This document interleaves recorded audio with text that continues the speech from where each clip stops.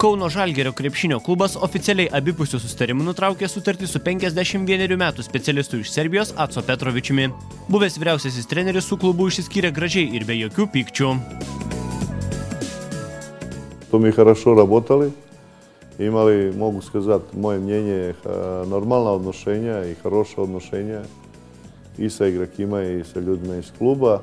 Mes gerai dirbome, buvo tikrai geri santykiai tiek su žaidėjais, tiek su klubo žmonėmis.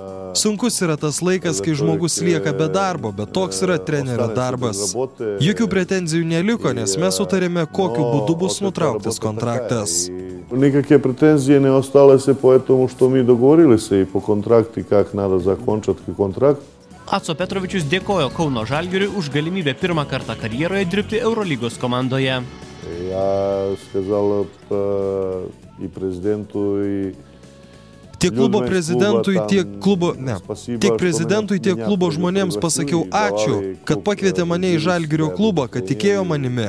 Aš ir žurnalistams paminėjau, kad su visų klubų prezidentai, su kuriais anksčiau dirbau, palaikau gerus santykius. Todėl noriu, kad ir su Žalgirio vadovais būtų tas pats, nes man čia buvo gerai. Dar kartą noriu pasveikinti vaikinus, kad mes labai gerai dirbome ir per treniruotes, palaikėme gerus santykius. Netgi pasakyčiau, mūsų santykiai buvo super. Ir toliau sirgsiu už vaikinus ir linkėsiu jiems sėkmės visose rungtynėse. Imali normalno odnošenja, da ne kažem super odnošenja. I ona bila sve luče i hemija u komandi bila хороша. Žalgiris taip pat dėkoja serbų specialistui už darbą. Priminsime, kad šiuo metu Kauno klubui vadovaus Rimantas Grigas ir buvęs Petrovičiaus asistentas Oliveris Kostičius.